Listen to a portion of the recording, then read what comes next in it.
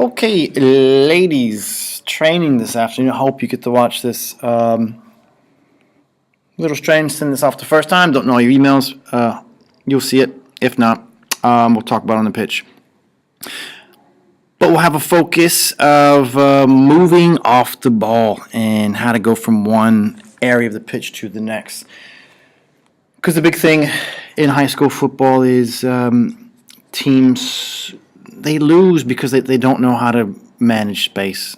Today we're going to look at managing space when we have the ball, like offensively, and how not just to stand around and look at one person with the ball and then they run out of options and we lose the ball and now we're having to play defense. We maintain position by always giving the person with the ball options to her left or to her right.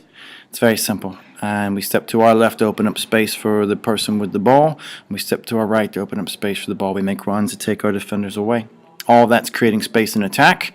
And how do we go from one portion of the field to the next? That could be in front of our goal as a goal kick. How do we have this set piece go from in front of our goal, 1/3 of the pitch, to the other 3/3 of the pitch is in front of their goal? Do we go through the midfield? Do we bypass the midfield with the long ball? And who's going to be in the middle in terms of switching fields from one half of the pitch to the other, from the left to the right? So you girls will get warmed up like you always do. You stretch. You can count if you want to. You don't have to count. We'll do maybe 10 to 15 minutes of touches with the ball, working on our foot skills, coordination. And do understand that the more touches you have in practice, the better it will be in terms of you just being an overall effective player on the pitch. And really, the more you can increase that, always want to be touching the ball. From there, we'll go on to some simple business, more or less the same thing we looked at last week. Let's see what this does right here. Maybe a little bit of touching the ball and moving away. Did this last week. One of you worked with a partner, one ball between the two, sort of serving the ball, you check to the ball, play it away, and you quickly back. We'll try to set up some cones here so you can actually see the distance of which you're tracking. It'll also help you to be like, well, once I release that ball, this is a decent distance I have to move back to take my defender away. Then we'll move on to standard 3v1 with the grid. One is in the middle. And as we stated the other day, the big thing with this is this triangles. What we want to look at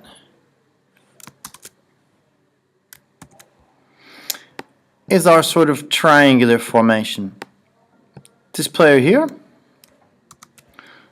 has options. He's got options to his right and he's got options to his left. And we have this defender who's going to step to his left and chase the ball. And as soon as he does, just as coach mentioned the other day, you want to open the ball with your hips at an angle. Now he has an option to his left, and his, we'll call him a midfielder, steps hard to his right to give him an option here. This little guy still has an open channel here. He might want to step a little bit to him, still creating this triangle. But the point is, when you don't have the ball, that's when you're working a lot. This guy's up, he's back, he's up, he's back. But what he does is he sort of skips right to his right, to his left, because his hips are open to receive the ball from the player to his right. And his hips are open to receive the ball from the player to his left. Now we'll do this for a couple minutes. And then we'll move on to the same thing within the same grid, but we'll do a 2v1, which will require you to move a lot more because it's not a triangle. You're creating more or less an angle to the left, an angle to the right. Same business, creating space, working on triangles, working on outlet, and now we'll focus more how that's going to look on a larger picture from going from one end of the pitch to the other. And we'll play this sort of 4-goal scenario here, and what we'll try to work with, depending on how many are out there today. Here we have basically a 3v2 on both sections. Here we have the pitch is split down the middle, and essentially we have one playing pitch right here with 2 goals, and another playing pitch over here also with 2 goals. We have a 3v2 scenario here and a 3v2 scenario right here. ball as fast as you Oh, can. do you have the gun? Into this half of the pitch. At all times. So essentially, you have on your team 2 defenders. Look at this. So, 1 defender, 2 defender, right? On the same team, but in a different, we'll call this a sector, we have 3 strikers.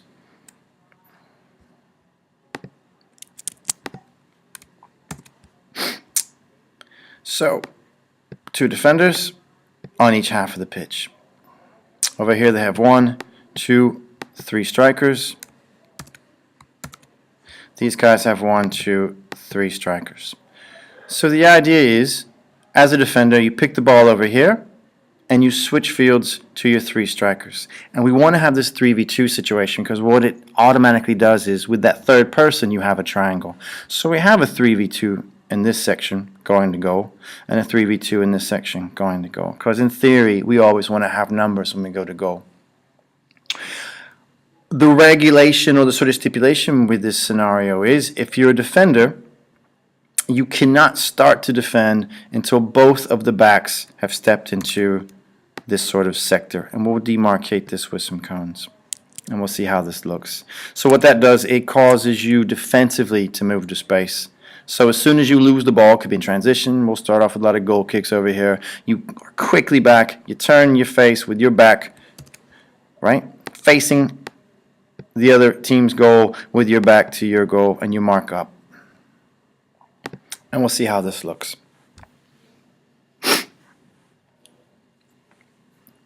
3v2. Now we have a situation of a 3v2 right here. These boys are going to play with numbers. Now here's the transition.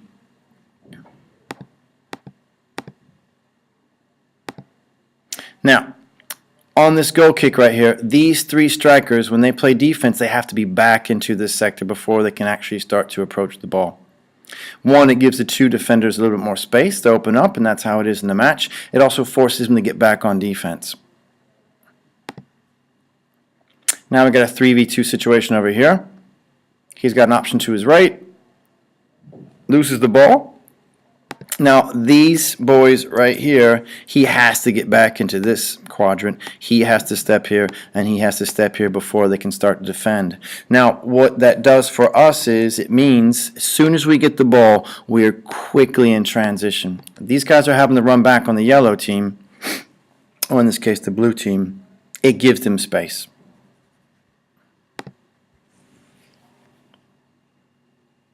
They go from one pitch to the other, and now they're in a 3v2 situation with 2 goals. It gives them more options.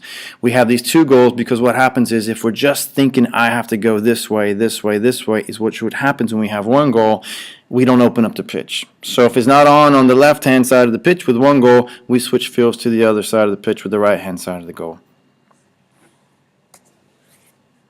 All right, if this doesn't make perfectly good sense, that's fine. But now you know we're playing 4 goals, 2 sections. 3v2 on one end, 3v2 on the other. Always 2 defenders versus 3 strikers on both sides. In transition, if you're defending, you have to be back in that center circle before you can approach the ball. The focus is when we have the ball on one pitch, when we're numbers up, 3v2, we create options. We always have an extra player, therefore the guy with the ball always has someone to pass with. Our other goal with this is defensively, we're quick in the transition. Because the fact that these defenders, the 3 versus the 2, the 3 defenders have to get back into that section before they can try to take our ball. We have that 1 sort of 2 seconds of a window to transfer the ball from our third of the pitch to the other third of the pitch.